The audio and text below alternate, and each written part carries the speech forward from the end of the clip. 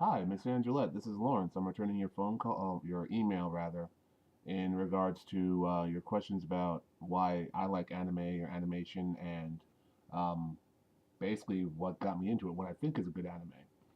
Well, I got into animation when I was very young. I used to literally come home every day, run home to watch Robotech on TV after school. That made me want to become a pilot. And then, of course, the different types of cartoons and stuff. I always liked cartoons, even, now as an adult, I have a more sophisticated collection. The important part about animation for me is story, character development. But of course, when you mature and your tastes change, then also things like storyboarding, aside from the character development, music, cinematography, a lot of these things are heavier aspects of the overall work. But like anything else, a genuine, solid storyline is extremely important. The best way I can describe it is that if you're a very cerebral person, which I think that you are, um, like your classic example, your opinion of Avatar: The Last Airbender, the cartoon series. Now you bring up a very valid point. It's not exactly typical Japanese animation. That is correct, but it is still an animated series. It's still a matter of how you perceive things. It's also, I think, a matter of who you are as a person, what you can take from this certain story. I myself, I have a communications degree, and I am currently working on my philosophy degree right now. For me, the thing that appealed to me the most is number one, the martial arts. Number two, the philosophical aspects of it. Then number three, of course, the bending is freaking cool. If you could pick up a boulder and throw it at somebody, I mean, my day would be much, much easier. Um, I think also a matter of, hold on, let me check your thing here real fast.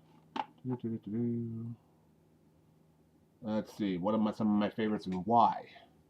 Well, as I said, Macross, Robotech, same thing, just a different Japanese and English name. Appleseed, there's a series called Black Lagoon. I don't know how you are, if you're like really, really sensitive or you're not used to it. I was in the Marine Corps for almost 10 years, so I have a fairly thick skin. Um, Gunsmith Cats, you mentioned Family Guy. I'm looking at my collection right here to the side of me here. Um, Bubblegum Crisis, the original series of Bubblegum Crisis. Ghost in the Shell, one of my all-time other favorites. Uh, what is that? Wow, that's pretty sad. I have a collection so large I can't even read it. Oh, Gunslinger Girl. That's another one you might like also. Fist of the North Star. Um, Old School Thundercats.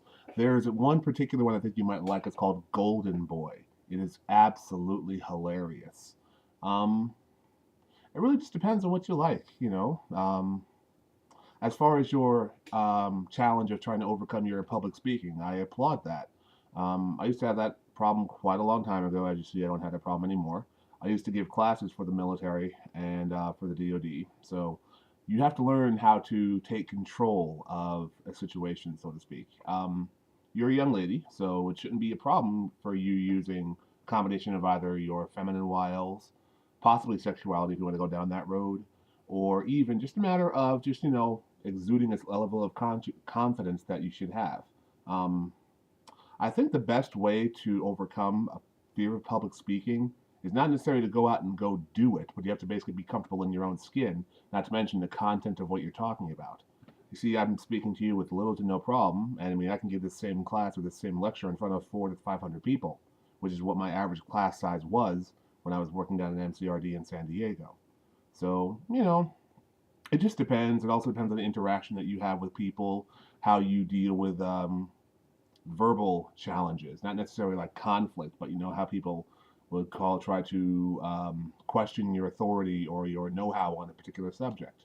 I wouldn't take it too seriously, but you definitely need to have public speaking, depending on what kind of job you're going to have. I don't know what your plans are for school or your education, but yeah, but it's definitely a good skill to have, and you'd be surprised when it does come in handy. Um, if you want to talk to me, just go ahead and shoot me an email back on YouTube. I'd be more than happy to talk to you. And I live in California, so it's 3 hour time difference if you're on the East Coast, but I would be more than happy to talk to you anytime. Thank you very much. I hope this answered some of your questions. What are some of your favorite animes or cartoons and why? And yeah, just take a time and return a call. I would put the light on, but it puts a big glare on my forehead, so I'm not going to do that to you. Plus, you'll probably be blinded for life. It's like, oh, my eyes! But, that's another thing. But you have a good weekend, madam. I'm off to go to a jazz festival with my brother. Take care. Have a good day. Bye-bye.